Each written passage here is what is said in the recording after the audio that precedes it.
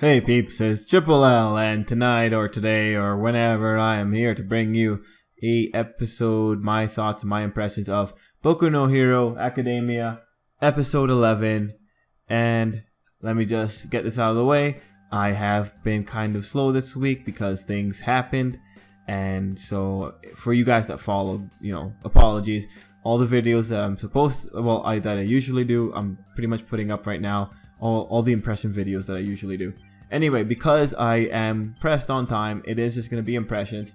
But thankfully, there's a lot of things that really stood out in this episode, and please forgive me if I forget anything. I didn't make any notes for this episode, and so I'm really just going off of my memory, and I watched it 8 hours ago. I just got the time to sit down. Let's just talk about it. Okay, so this episode is pretty much seeing the main villains. It's pretty much setting up the main villains of the whole organization. And actually, if you look at the episode, it's constructed in such a way that it points towards the villains. Like Todoroki at the beginning hypes them up by saying there were about five of them that were a legitimate threat, and then after that we get to see all the things that are happening with Shigaraki and the warp guy. So in terms of the execution for building up to the fact that, hey, these guys are pretty important, it's pretty good, especially because Todoroki has such a powerful moment in this episode with him dominating all of the villains. It's another great characterization moment for Todoroki because it just shows how crazy powerful his quirk is. And anime onlys, keep that in mind. His quirk is very powerful, but there might be a pretty good reason for that. But just keep that in mind. I think it's a big part of his character. Anyway, his quirk's very powerful, but he also shows that he is capable of intelligent thought, and he's capable of judgment. He does know enough biology to be able to scare the villains by telling them, hey, your cells are gonna die, you're gonna die effectively. And he has enough restraint to know he's not gonna totally kill them. But anyway, Todoroki, his characterization is pretty great in this episode, and it's nice to see him being so all-powerful. Anyway, I kind of went off on Todoroki there, but let me see if I could structure this better, peeps.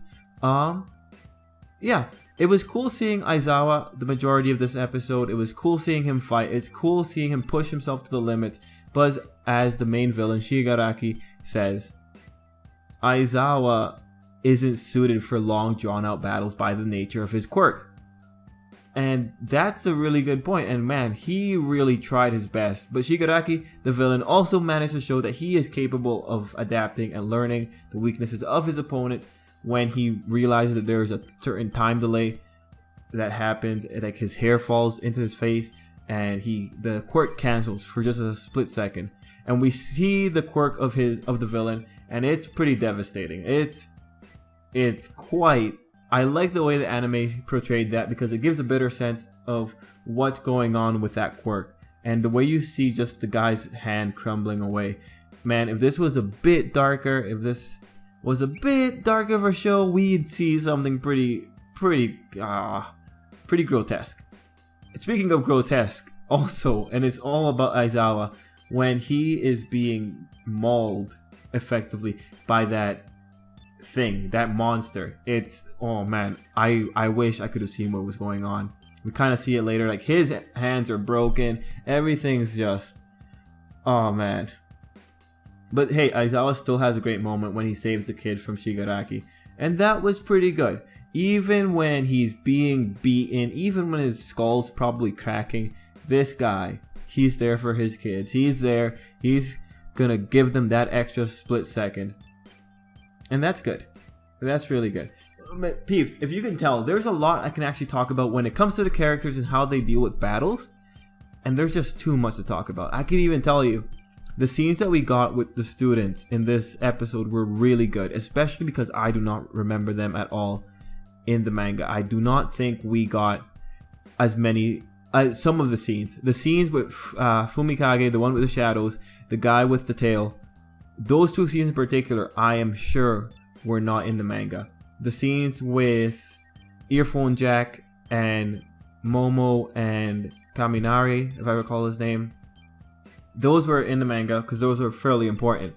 And just all around, the showcase of their quirks and their general fighting ability was great. Seeing the tail guy just know that he has to keep his distance and actually giving them a run for their money was great. Seeing Fumikage and the one other guy whose quirk I believe hasn't been shown. Oh well, him. You know, it's still pretty good. It's great to see these little moments. Bakugo and oh man, Kirishima. Yeah, him. It was also worthwhile because they're pretty effective.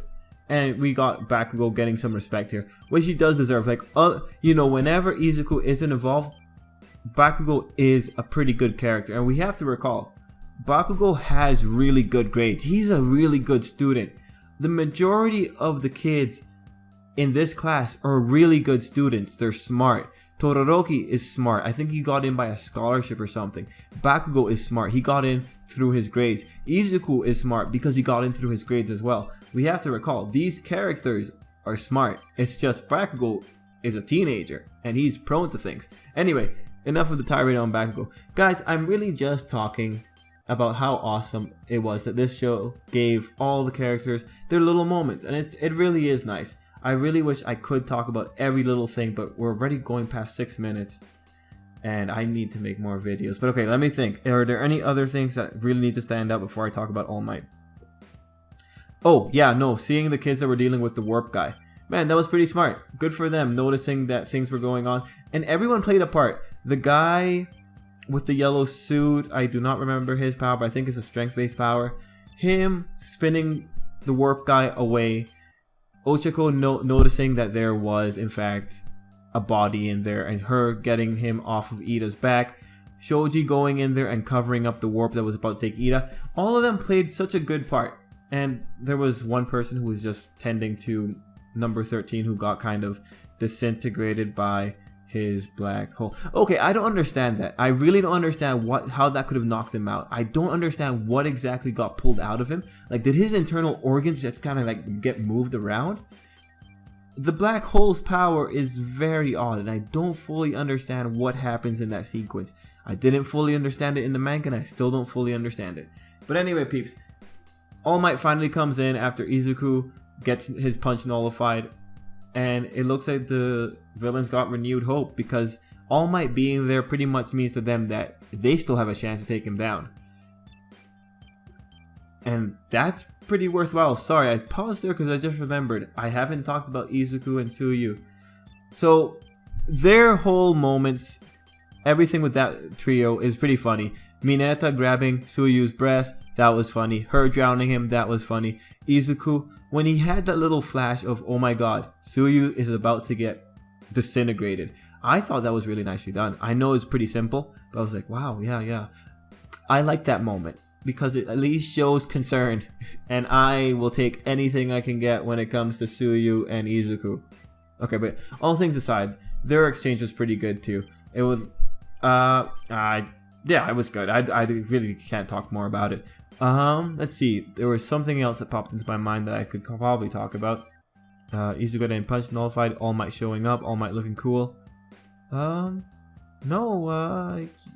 I think that's it. That's really. I outlined the things I kind of wanted to talk about. Yeah, peeps. What did you think? I'm sorry that this is a way more free-flowing type impressions, but hey, it was a good episode. I liked it. I think next week is gonna be awesome. If I was to call an MVP for this episode, because I think this episode really deserves an MVP, it's gonna be Aizawa, because the guy's a badass. He's outnumbered, outgunned, outpowered, and he's still gonna try, and that's worthwhile. You know, back in the day when this series first started as a manga, peeps, a lot of people were comparing Aizawa to Kakashi. I don't know, man. No, if you look at their accomplishments and their actual power standings, and like, if you look at how weak Aizawa is compared to Kakashi from Naruto, you could kind of see Aizawa kind of does more with what he's got, at least in this particular scene. But yeah, people, that's just me. That's just something for you to noodle on. I think I'll end it there. Have a good day, peeps, and if you watch any of the other series I cover, well, yeah, you're probably getting a few videos coming your way, so look forward to that. Till next time, peeps.